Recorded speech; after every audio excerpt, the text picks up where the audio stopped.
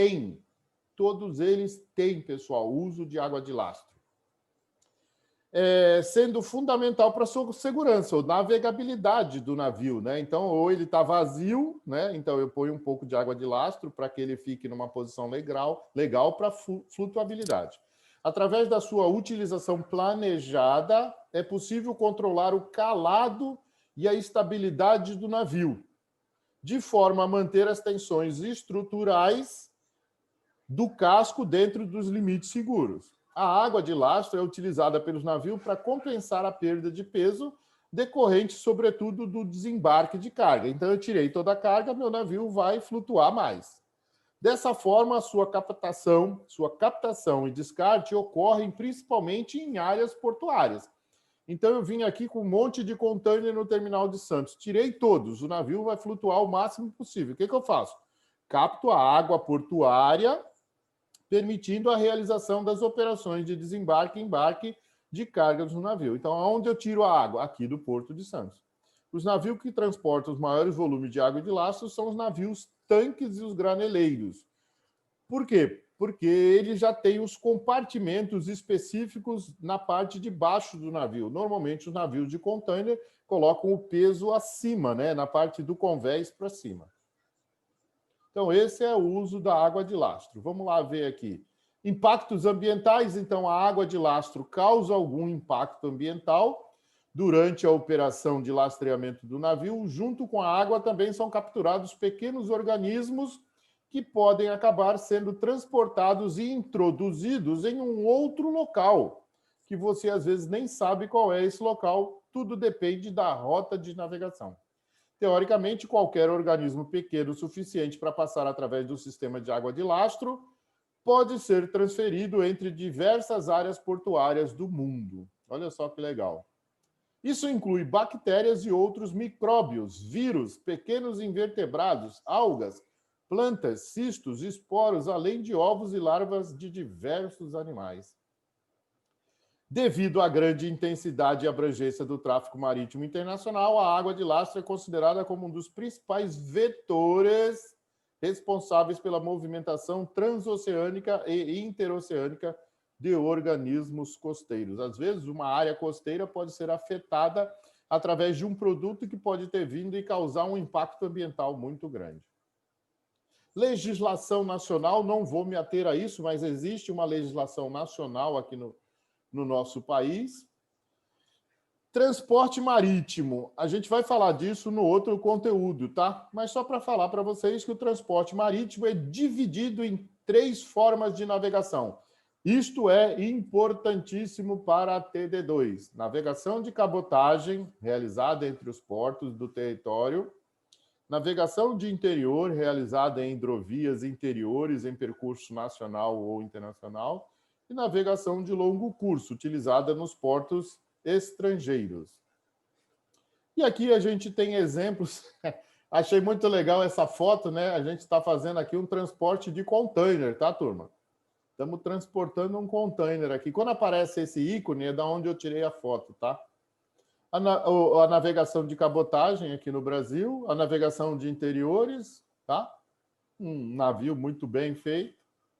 As companhias marítimas, eu não sei se tem lá, alguém falou isso aqui que é legal. As companhias marítimas, elas oferecem alguns tipos de serviço. Isso é importante também vocês saberem, né?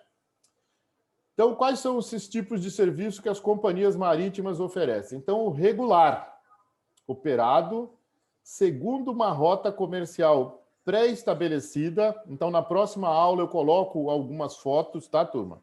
Vou colocar algumas fotos dessas rotas, que são aquelas estabelecidas pelos armadores, cujos navios fazem sempre a mesma rota. Sempre a mesma rota. É comum entre as empresas de navegação o estabelecimento de joint service, ou seja, os serviços comuns quando os navios usam essas mesmas rotas. Vou falar sobre serviços aqui, tá, turma? E aí depois a gente encerra por hoje. Então, por exemplo, uma Maersk Line pode fazer uma joint service com a Hamburg Süd para as rotas que elas fazem.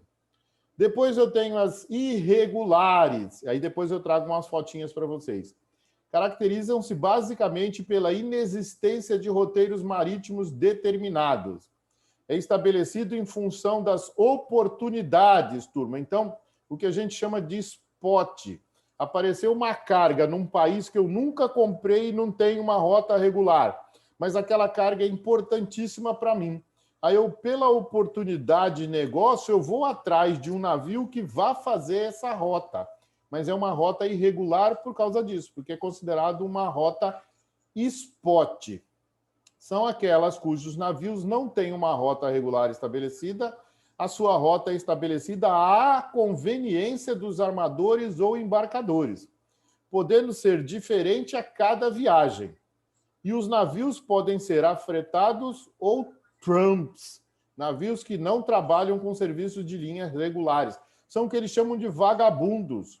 Ficam à deriva esperando alguém contratá-los, devido às características relaxadas dos navios e por não terem rotas fixas. De qualquer jeito, se eu quiser essa carga, eu vou ter que contratar um navio chamado vagabundo e vou ter que ter, né, esse risco com relação a essa... Tem até uma foto aqui de um, tá? Pacific Trump, olha só, tá, turma? Tem aqui um vagabundo do Pacífico, tá? Isso é muito legal. Deixa eu ver aqui, afretamento a gente deixa para a próxima aula, tá, turma? Aguardem aqui para eu dar um print, que eu agradeço. Olha só, 22 horas e 34 minutos. Não saiam não, que eu vou dar um print aqui para colocar vocês. Eu acho a aula de navios muito legal, turma, muito legal. Tem bastante conteúdo. Eu vou, assim, solicitar para vocês aquilo que a gente falou com mais detalhes, tá? Mas vocês têm bastante conteúdo nesse material que vocês podem usar para o seu dia a dia, tá? E que pode servir para vocês para ter mais conhecimento. E aí, se vocês quiserem, a gente volta aí depois da TD2 para dar mais alguma informação sobre navios, que eu acho muito legal. Eu gosto muito dessa aula, por isso que eu falei com vocês. Deixa eu ver. Mais alguma pergunta, turma? Já dei o print aí das duas telas, já coloquei lá no nosso Zap. Alguém ficou com alguma dúvida até onde a gente chegou?